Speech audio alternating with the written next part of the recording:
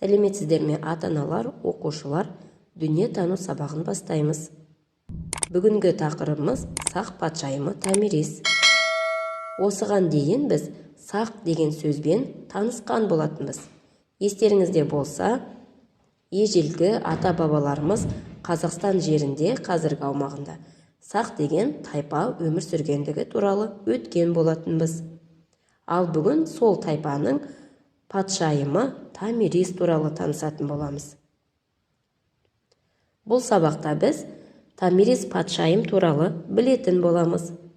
Дерек көздерден Томирис туралы ақпарат іздеуді үйренеміз. Томирис патшайым туралы не білесіңдер, балалар? Естулерің бар ма? Өте жақсы. Олай болса, келесі видеоға назар аударып, Томирис туралы тыңдайық. Менің есімім Тұмар. Мен өз заманымда Массагет сақтарының билеушісі болған едім. Гректер атымды Томирис деп солай тарихта қалдым.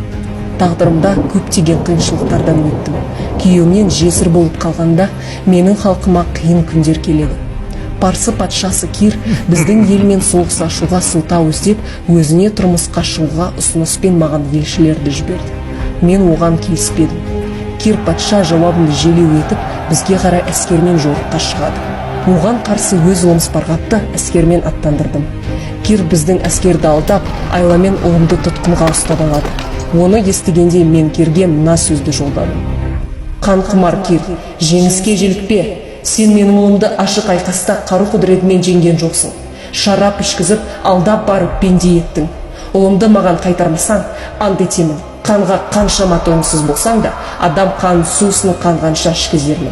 Кир шайқасуды таңдады. Менің ұлым есін жиып, не болғанын түсінгенде, қасында тұрған парсы жауынгерінің қанжарын тартып алып, өз-өзіне қол жұмсады. Келесі күні бұрын соңды көз көріп, құлақ естімеген сұрапыл қырғын соғыс басталды. Ақырында біздің әскер жеңіске жетеді. Ұрыс барысында Кирдің өзі де қаза табады.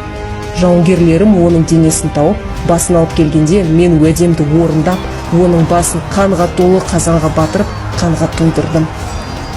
Менің тағдырым қиын болды. Бірақ халқым үшін, ұрпақтарым үшін мен мықты болып, қиындықты жеңуге тырыстым. Ұрпағым да қиындықтан қорықпайтын, мықты болады деп үміттенемін. Енді оқулықтағы ақпаратпен танысайық. Менімен бірге оқып көрейік, одан кейін өз бетімізбен оқып, қайталап көреміз.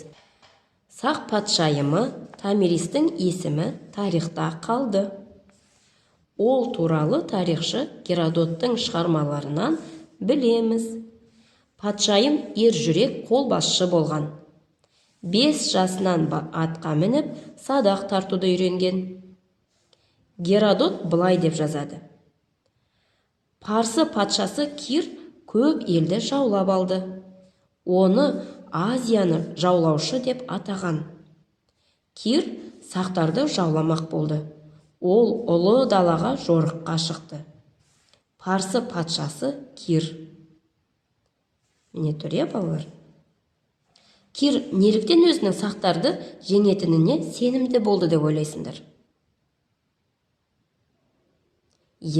Бәлкім ол Томирис әйел адам болғандықтан ол жерді жеңіл жаулап алам деп ойлады, Геродоттың айтуынша, Томирис патшайым бастаған сақ әскері парсыларға қарсы шықты.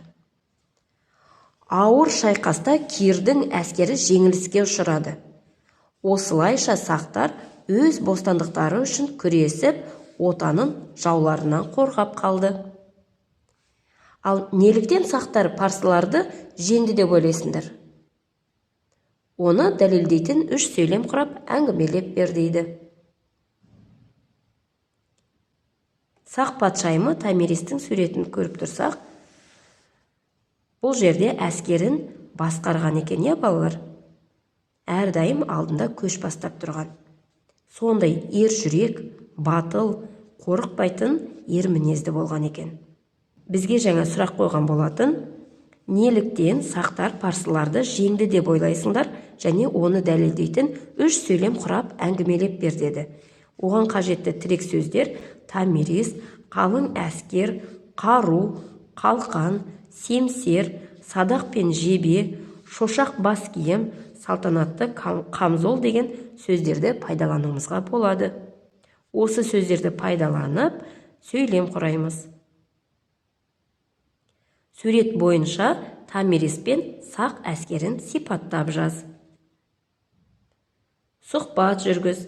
Сен Томиристен парсылармен шайқас алдында және шайқастан кейін не туралы сұрар едің? Саған Томиристің қандай қасиеттері ұнайды? Сабағымызды жұмыс дәптеріміздегі тапсырмаларды орындап бекітейік. Жұмыс дәптеріміздің 33-ші бетінде сақ патшайымы Томирис тақырыбына берілген тапсырмаларға қарайық. Бірінші тапсырмада бізде сурет берілген. Суреттің атауын жаз дейді. Астында тұрған сызыққа жазып шығамыз. Келесі тапсырма дұрыс пайымдауды шаршылардың ішіне құс белгісін қойып белгіле дейді. Қайсысы дұрыс екен ойланып құс белгілерді белгілеп шығамыз. Бірінші сөйлем. Сақтар біздің ежелгі ата-бабаларымыз. Қаншалықты дұрыс? Әлде қате ме? Ойланып құс белгісін қоямыз. Сақтар әйелдерге құрметпен қараған. Келесі сұрақ. Томирис 5 жасынан атқа мініп, садақ тартуды үйренген. Келесі. Сақтар гректермен соғыста өз отанын қорғады. Есімізге түсірейік, олар гректермен соғысты ма?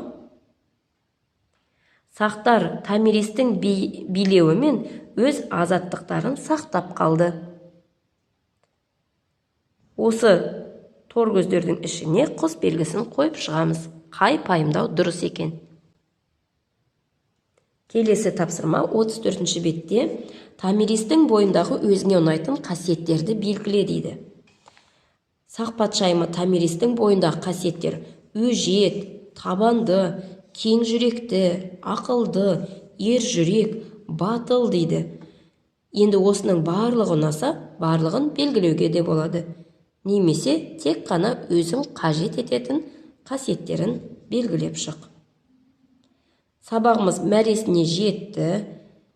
Өзіңді жетістік баспалдағының қай сатысында тұрмын деп ойлайсың? Белгілеп көрсете ғой. Келесі сабақта кездескенше қош сау бола ғой.